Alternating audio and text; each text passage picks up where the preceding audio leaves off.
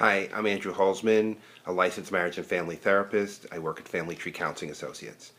I wanted to share this video on commitment and why some people have a real difficulty staying in relationships even though they very much want to, and other people seem to be able to stay in a relationship long term, and kind of highlighting the differences of that. To start off, I have a paragraph that I'd like to read, bear with me, that just I think will help me launch into discussing this.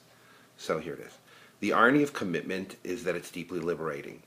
In work, in play, in love, the act frees you from the tyranny of your internal critic, from the fear that likes to dress itself up and parade around as rational hesitation. To commit is to remove your head as a barrier to your life. So obviously commitment in a relationship is a two-edged sword. People wish to be in a long-term strong relationship, and at the same time they want their freedom. They want to be able to do what they want to do when they want to do it. And most people, though, even if they've had defeats in their relationships, love the idea of being married, being committed, being connected.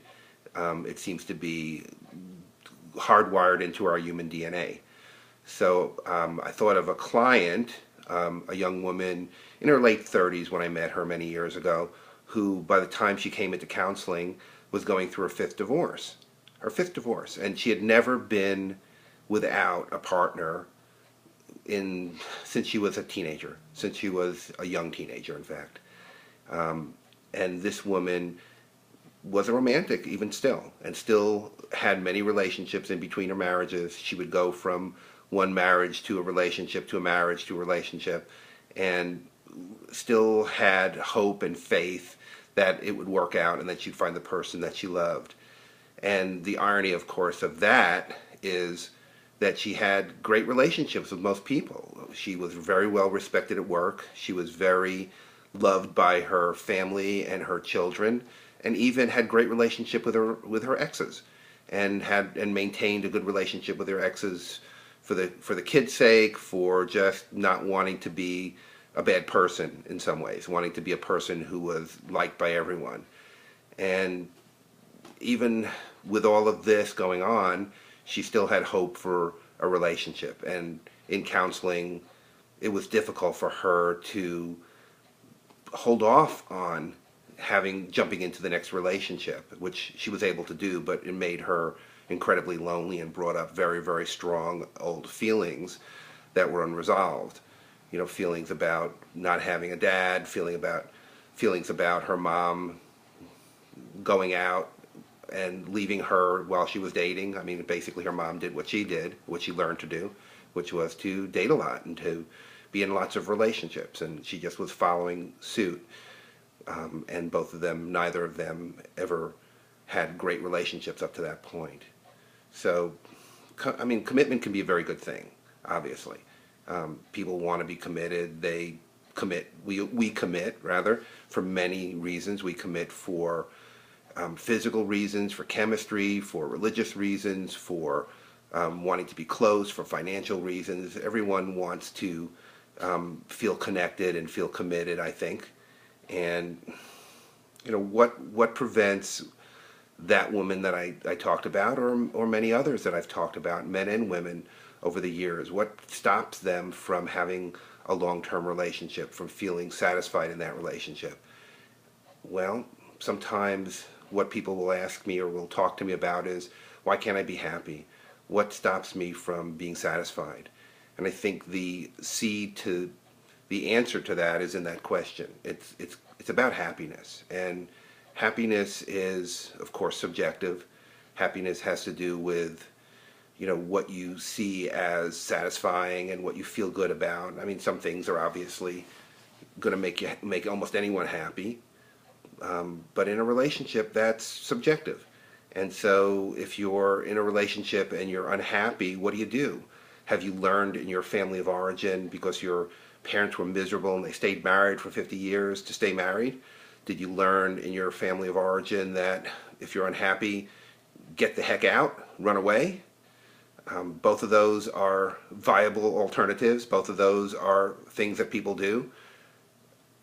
both of them might not be the best choice, because you're going to be, well, if you stay in a relationship and you're miserable, that it explains unto itself how bad that is. You're not going to be happy. You're going to be passive aggressive. You're going to be fighting, or you're going to be shut down. There's the possibility of someone having an affair, or just being plain miserable. And the other choice is, if you get the heck out, well, if you don't do any therapy work, recovery work, any kind of work where you're looking at yourself and you're owning some of your own reasons for bringing this person or these people into your life, then you're going to go on to the next person. Like that woman I talked about, who was, a lovely person. She was nice, she was attractive, she was intelligent. She was unable to maintain those relationships, not because of her characteristics. She had no trouble finding someone. Her characteristics were great. It was a matter of that in a relationship she was unsatisfied. So if she was with somebody who was financially stable, she was going to be bored. And if she, and it's not just about somebody's financially stable, but she would pick older gentlemen who would be, caretaking, and that would be boring. And then she'd go into a relationship with someone exciting, someone like, a policeman or a fireman, or, someone younger anyway, and someone with a more exciting potential job. And then it would be chaotic for her. And so she had both of these pieces. She wanted to not be bored, and she wanted to not have chaos for herself and her children, and she could not find that balance. And the whole idea of therapy for her was, how can she find that balance within herself? So when she looks for someone and finds a mate, she finds someone who can fit those characteristics and doesn't have to be so extreme, so black and white. That a person doesn't have to be either this or that. They can be something that maybe she wasn't even thinking about, something that made her feel comfortable and stable and interested at the same time. Physically interested, emotionally interested. So, it has a lot to do with finding within yourself those characteristics that you need to kind of work through and understand them. Understand that you're bringing someone into your life who, given your family history, given your life, is going to help you express those characteristics. They're going to bring up things for you. If you were, like this young woman, abandoned in so many different ways, there's very little doubt that the person that you will be attracted to is going to somehow bring those feelings up. Now, depending on your level of recovery, you might be able to handle it, talk about it, or if your recovery is not started or it's not great, you're going to be feeling like, oh my gosh, here I am again. Here's what happened to me in my life, and it's happening again, and I can't handle this, and you might run from it.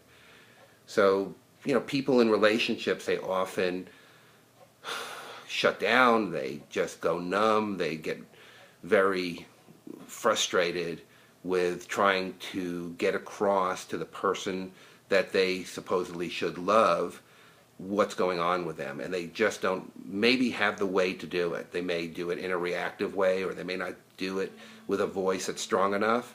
If you have a meek little, timid little voice without any power, or you don't feel like you are able to, or you're too scared to talk about what you need, then you're not going to ever get your needs met. And so you're going to try a little bit, maybe in a very passive way, or maybe in a very indirect way, and then you're going to get shut down.